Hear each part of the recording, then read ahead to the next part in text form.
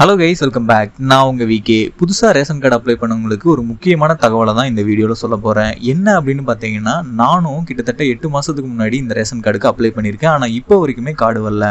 ஆனால் இங்கே என்ன நடந்திருக்கு அப்படின்னா, 1 இயருக்கு முன்னாடி அப்ளை பண்ணவங்களுக்குமே இப்போ வரைக்குமே கார்டு வரல. அதனால் இது என்ன அப்படின்னு தெரிஞ்சுக்கணும்னு சொல்லி டேரெக்டாக தாலுக்கா ஆஃபீஸுக்கே போய் இதை பற்றின விவரங்களை கேட்டு தெரிஞ்சுக்கிட்டேன். அதுபோக எங்கெங்கே ப்ராசஸ் நடந்துச்சோ அந்த இடத்துலையும் என்ன நடக்குது அப்படிங்கிறத கேட்டு தெரிஞ்சுக்கிட்டேன். அதை பற்றின முழு விவரத்தை தான் இந்த வீடியோவில் சொல்ல போகிறேன். ஸ்கிப் பண்ணாமல் கடைசி வரைக்கும் பாருங்க, ரொம்பவே யூஸ்ஃபுல்லா இருக்கும். அதுக்கு முன்னாடி நம்ம சேனலை யாராவது சப்ஸ்கிரைப் பண்ணாம இருந்தீங்கன்னா மறக்காம இப்பவே சப்ஸ்கிரைப் பண்ணிக்கோங்க. இன்னும் 2 மாசத்துக்கு யாருமே புதிய ரேஷன் கார்டுக்கு அப்ளை பண்ணாதீங்க. ஏன் அப்படி சொல்றேன்னு பாத்தீங்கன்னா, ஆல்ரெடி 1 வருஷத்துக்கு முன்னாடி அப்ளை பண்ணவங்களுக்கே இப்போ வரைக்கும் புது கார்டு வரல. இந்த ஒரு சமயத்துல நீங்க அப்ளை பண்ணீங்கன்னா கார்டு வரதுக்கு ரொம்ப டிலே ஆகும். இந்த ஒரு விஷயம் நிறைய பேருக்கு தெரியாம இருக்கு. இப்ப தெரிஞ்சுக்கோங்க. நானே பாத்தீங்கன்னா 8 மாசத்துக்கு முன்னாடி அப்ளை பண்ணி இப்போ வரைக்கும் கார்டு வராம வெயிட் பண்ணிட்டு இருக்கேன். இந்த மாசமாவது கார்டு வருமா அப்படின்னு பாத்தீங்கன்னா அதுவும் கொஸ்டின் மார்க் தான். ஏன் அப்படின்னா எலெக்ஷன் வரப்போகுது, அதனால கம்பல்சரி கார்டு கொடுப்பாங்க அப்படின்னு சொல்ல முடியாது. ஆனா தமிழக அரசு புதிய ரேஷன் கார்டு வழங்குவதற்கான பணிகள் தீவிரமா நடந்துட்டு இருக்கு அப்படின்னு சொல்லியிருக்காங்க. கிட்டத்தட்ட 1.5 லட்சம் ரேஷன் கார்டு இப்போ வரைக்கும் நிலுவையில இருக்கு. ஸோ எல்லா ரேஷன் கார்டுமே இந்த 1 மாசத்துல வழங்கப்படும் அப்படின்னு சொல்ல முடியாது.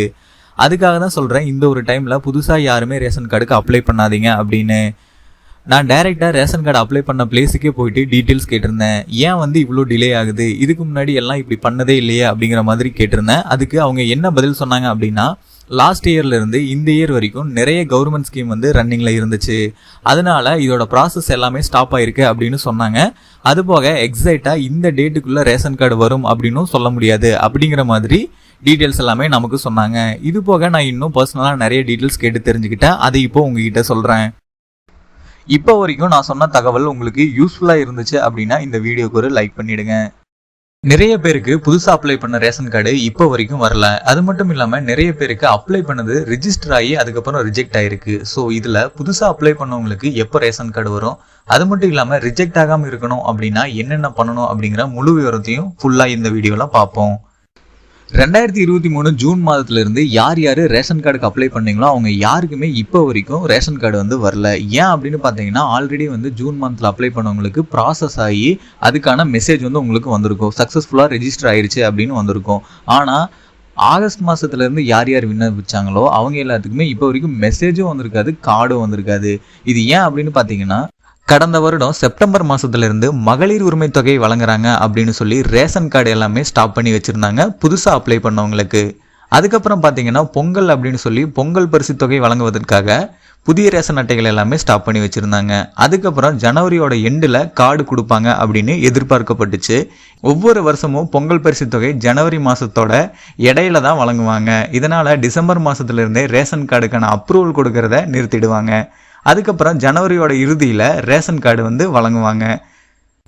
இந்த அறிவிப்பு தான் ஒவ்வொரு வருஷமும் வெளியாகும். அந்த அறிவிப்பு வெளியானதுக்கு அப்புறம் குறுகிய நாட்கள் இருக்கனால அந்த அப்டேட்டுக்கான டைம் அவங்களுக்கு கிடைக்காது. இது மூலமா பிப்ரவரிக்கு அப்புறம் தான் ரேஷன் கார்டு வழங்க ஆரம்பிப்பாங்க.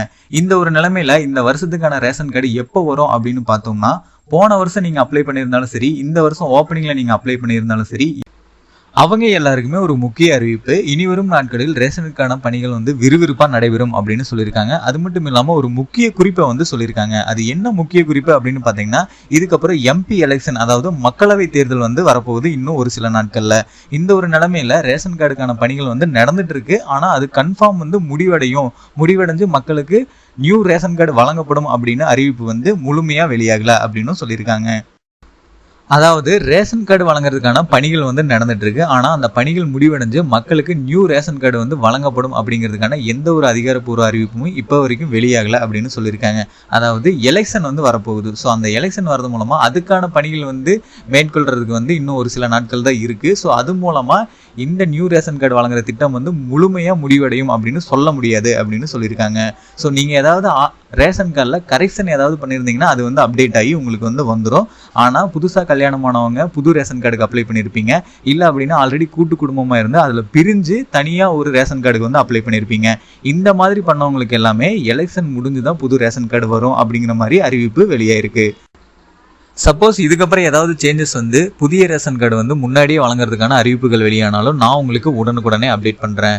இது வரைக்கும் பார்த்தீங்கன்னா கிட்டத்தட்ட 1.5 லட்சம் ரேஷன் கார்டு வந்து பெண்டிங்கில் தான் இருக்குது. புது ரேஷன் கார்டு அப்ளை பண்ணவங்களுக்கு சரி, கரெக்ஷன் பண்ணவங்களுக்கு சரி. இதில் ஒரு பாதியாவது வந்து பார்த்தீங்கன்னா 1 மந்த்லேருந்து 2 மந்த்துக்குள்ளே கொடுக்கறதுக்காக பிளான் பண்ணியிருக்காங்க. ஆனால் எலெக்ஷனுக்கான வேலைகள் வந்து அதிகமாக இருந்துச்சு அப்படின்னா அதுக்கு வாய்ப்பு மிக மிக குறைவு. எலெக்ஷன் முடிஞ்சதுக்கு அப்புறம் தான் முழுமையா எல்லா ரேஷன் கார்டுமே வழங்கப்படும். இந்த ஒரு நிலைமையில புதுசா கல்யாணம் ஆனவங்க இல்ல அப்படின்னா ஆல்ரெடி பொருட்கள் எல்லாமே வாங்கிட்டு இருக்கோம், அதுல இருந்து வேற ஒரு ரேஷன் கார்டு பிரிஞ்சு தனியா ஒன்று வாங்க போறோம் அப்படின்னு சொல்லி யாருமே வந்து புதுசா அப்ளை பண்ணிடாதீங்க.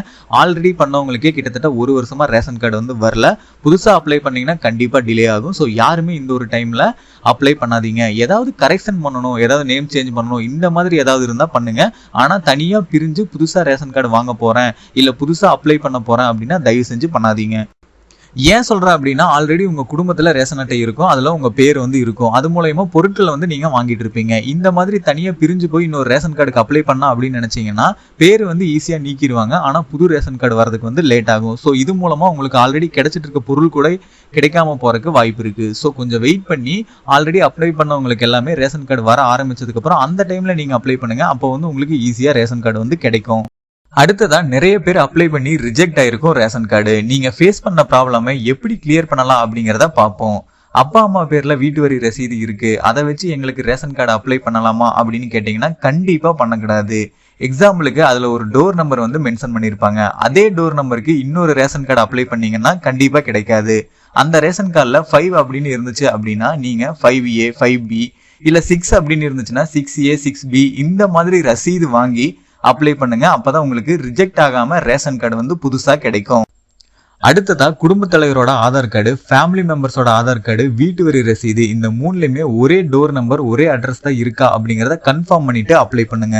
மூணாவதா கேஸ் கனெக்ஷன் இல்லாம ரேஷன் கார்டுக்கு அப்ளை பண்ணா ஒரு சிலருக்கு ரிஜெக்ட் பண்றாங்க. அதனால முடிஞ்ச அளவுக்கு கேஸ் கனெக்ஷன் வாங்கிட்டு அதுக்கப்புறம் அப்ளை பண்ணுங்க ரேஷன் கார்டுக்கு. இந்த முக்கியமான 3 டிப்ஸை நீங்க ஃபாலோ பண்ணீங்க அப்படின்னாவே உங்களோட நியூ ரேஷன் கார்டு வந்து மேக்சிமம் ரிஜெக்ட் ஆகாம உங்களுக்கு வந்து சேரும். எல்லாமே கரெக்டா பண்ணவங்களுக்கு இப்போ வரைக்கும் புது ரேஷன் கார்டு வரல. தயவு செஞ்சு இந்த மிஸ்டேக் எல்லாம் பண்ணி நீங்க அப்ளை பண்ணாதீங்க. லேட்டா கிடைக்கக்கூடிய புது ரேஷன் கார்டும் ரிஜெக்ட் ஆயிடும். ஸோ இதுக்கப்புறம் யாராவது புது கார்டுக்கு அப்ளை பண்ணீங்க அப்படின்னா இந்த தகவல் எல்லாமே சரியா இருக்கா அப்படிங்கிறத கன்ஃபார்ம் பண்ணிட்டு அதுக்கப்புறம் அப்ளை பண்ணுங்க. உங்கள நிறைய பேர் வந்து 3 மாசத்துக்கு முன்னாடியே கார்டு அப்ளை பண்ண, 6 மாசத்துக்கு முன்னாடியே கார்டு அப்ளை பண்ண, இப்போ வரைக்கும் எனக்கு வரல, எனக்கு மட்டும்தான் இப்படி ஆயிடுச்சு அப்படின்னு சொல்லி ரொம்ப ஃபீல் பண்ணிட்டு இருப்பீங்க. உங்களுக்கு மட்டும் இல்லை, கிட்டத்தட்ட 1 வருஷமா பண்ண யாருக்குமே ரேஷன் கார்டு வந்து வரல இப்போ வரைக்கும். இதுல ஏதாவது சேஞ்சஸ் இருந்தாலும் உடனுக்குடனே நான் உங்களுக்கு அப்டேட் பண்றேன். ஃபைனலா இந்த வீடியோ உங்களுக்கு ரொம்பவே யூஸ்ஃபுல்லா இருந்திருக்கும்னு நினைக்கிறேன். அப்படி இருந்தா இந்த வீடியோக்கு ஒரு லைக் பண்ணிட்டு இந்த மாதிரி நிறைய தகவலை உடனுக்குடனே தெரிஞ்சுக்கிறதுக்கு நம்ம சேனலை யாராவது சப்ஸ்கிரைப் பண்ணாம இருந்தீங்கன்னா மறக்காம இப்பவே சப்ஸ்கிரைப் பண்ணிக்கோங்க. அப்படியே பக்கத்துல இருக்க பெல் பட்டனையும் கிளிக் பண்ணிக்கோங்க. அப்பதான் நான் போடுற ஒவ்வொரு பயனுள்ள வீடியோவும் உங்களுக்கு உடனுக்குடனே நோட்டிபிகேஷன்லாம் வந்து சேரும்.